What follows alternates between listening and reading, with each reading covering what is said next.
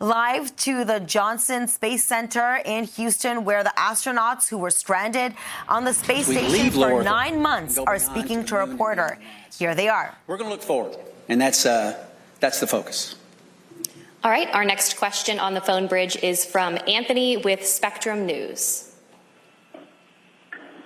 Hello, welcome back, everyone. It's nice seeing everyone return healthy and safe. I have a question for both you, Sunny, and Butch. Given the opportunity, would you guys go up on Starliner again? Yes, because we're going to rectify all the issues that we encountered. Yeah. We're going to fix them. We're going to make it work. Boeing's completely committed. NASA is completely committed. And with that, I get on in a heartbeat. Yeah, I would agree. The spacecraft is really capable. There were a couple things that need to be fixed, like Butch mentioned, and folks are actively working on that. But it is a great spacecraft, and it has a lot of capability that other spacecraft don't have. And to see that thing successful and to be part of that program is an honor. Our next question is from Jackie with the Times of London.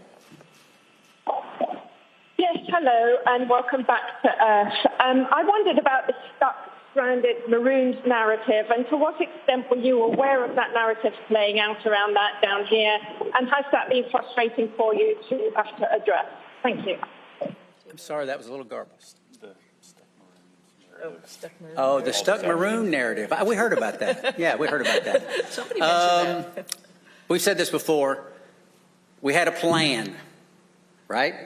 The plan went way off for what we had planned, but because we're in human spaceflight, we prepare for any number of contingencies because this is a curvy road. You never know where it's going to go.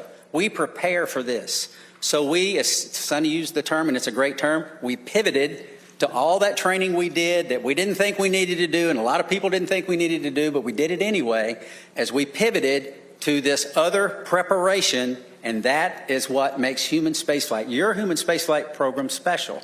It is hard, like I said, and preparing for any number of contingencies is what we do. It happened to be me and Sonny involved in this, but it could have been any one of the astronauts. There's 40 or so of us eligible for assignment. It would have been any one of us that would have been in the same situation, or could have been in the same situation, and would have done the exact same thing that we did, because they would have gone prepared just like we did.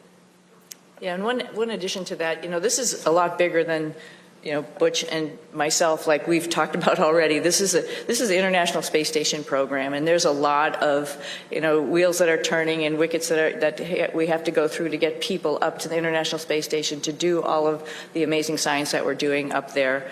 We recognize that, we know that, just like anybody else in the astronaut office, and we came, as Butch has mentioned before, prepared, and we were ready to do that pivot and be part of that bigger thing that's not just about us, knowing that everybody on the ground, there's a huge team of people, like I quickly mentioned in my quick thank you, but there's a huge group of people who are looking at the whole program and understanding how and what was the best time and way to get us back home. We knew that, and we were ready to wait until that decision was made, and that was fine. And I'll also add that we're grateful for people that, I don't think they were looking just at us when they make recommendations. We can do this, we can do that. They're looking what's best for the human spaceflight program, for our nation's goals. They're not looking just about Sonny and Butch. And we appreciate those entities that do that and reach out and say, hey, we can do this, we can do that, we can do that. And NASA says, hey, we got a plan, we came prepared, here's what our plan is, and we think this is the best plan because it doesn't disrupt the flow of how these missions lay out. So, and that's the one we went with. All right, we'll take our next question here in the room. Andrea, go ahead. Thank you guys for being available today. So your mission became unusually political.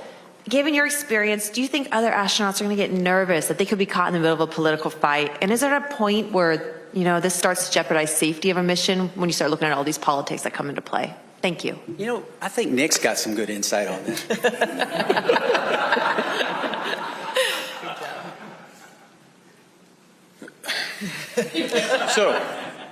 So the way I'd like to answer that is that when we're up there operating in space, you don't feel the politics, you don't feel any of that. It's focused strictly on mission. And you know, if I step back a little bit to the question before, Butch and Sonny talk up here, they make it sound like, you know, well, you know, everybody figured out what they could do with us. The reality is they are highly skilled, very technically competent, and it took everything I had on every day to keep up with them as they're moving along. So they were more than just gap fillers on the station. They were productive, pushing the station mission forward.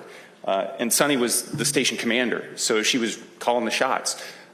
So you get in that environment, that operational environment, the politics, they don't make it up there. We are working as a part of an international team that spans the globe and works with, you know, half a dozen mission control centers spread around the globe that are talking in multiple languages, and we just figure out how to make it happen. And that's the magic of human spaceflight, is that we can focus on something so positive that pulls people together, and we've been doing that for a long time.